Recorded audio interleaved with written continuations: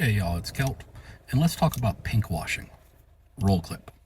Can someone explain to me how almost a decade ago an Islamic terrorist shot up 49 LGBTQ members in Orlando, yet now we have activists actively wearing khalifas as they protest for Palestine and Iran? Yet you are also supporting the gays. This makes absolutely no sense. This is why liberal logic is crazy. You'll support places that don't support the people you support. Make it make sense, guys. Come on. Now, before I get into this propaganda breakdown, I know that there's somebody out there on the Republican side who's going to come out and say, oh, look, here's some stupid liberal attacking a member of the LGBT. First, not a liberal. A lot further left than that. Second, I'm a member of the LGBTQIA+. I am cis, but I'm bi. LGB. That's me right there. So to the Republicans, before you try that, this isn't me attacking a gay man. This is me correcting a member of my own community. Now let's get into the propaganda breakdown. The idea of pink washing is that as members of the LGBTQIA+, we should only be concerned with organizations or issues that directly affect us. And the most common one they bring up is when we talk about stuff that happens in Islamic or strictly religious countries. They start saying things like, why would you care about what's happening in Gaza and Palestine? They would throw you off a roof. Now, not only is that wrong, don't take that to say, though, that I'm not saying that there are issues with discrimination against the LGBTQIA plus in some of those countries. A lot of times it's not what these people are saying. It forgets a major fact of the issue. They're gay people within Gaza and Palestine. So, if me as a bisexual person want to support my fellow members of the community, I would also not want my members of the community who live in Palestine or Gaza or even Iran to be being bombed by a foreign government. Now, unlike this creator that's pushing this propaganda, I've been to the Middle East, particularly Iraq, but I have been to others. I've been there both as a military force contractor and as a tourist, a civilian there on vacation. I have friends of mine that still live in the Middle East, and I'm not even talking about my Middle Eastern friends. Some white friends of mine that I went to high school now live in countries like Qatar and teach in Doha. The majority of what most people in America think about the Middle East is dead wrong.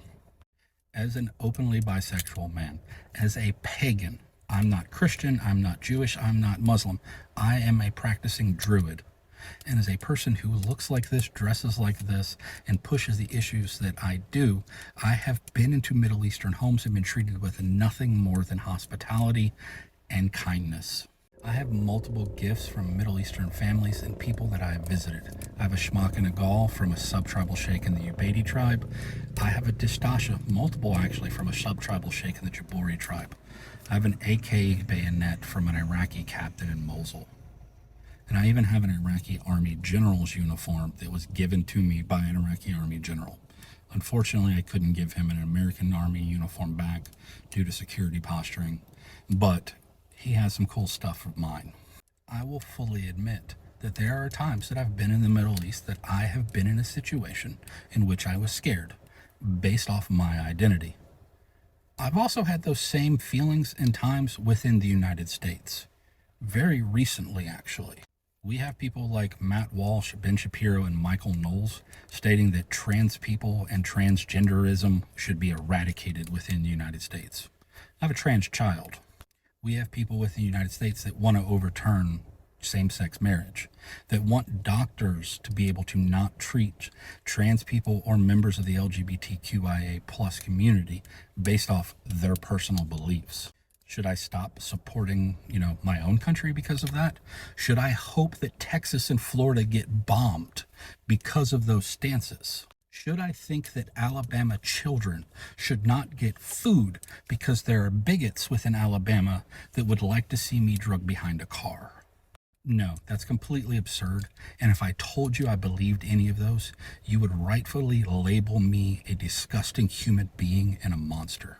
But this creator is pushing that belief with their pinkwashing, that the genocide within Palestine and Gaza specifically is okay because some Muslims don't like gay people. By MAGA and this creator's logic, because of this pastor, we should be okay with a genocide against white Christians. What does God say is the answer, is the solution for the homosexual in 2022, here in the New Testament, here in the book of Romans, that they are worthy of death? These people should be put to death. Every single homosexual in our country should be charged with the crime, the abomination of homosexuality that they have. They should be convicted in a lawful trial. They should be sentenced with death. They should be lined up against the wall and shot in the back of the head. That's what God teaches. That's what the Bible says.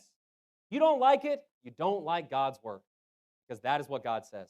See, no matter how hateful he spews out his rhetoric in that clip that you just watched, I don't wish ill on his children. I don't wish for his city to be bombed.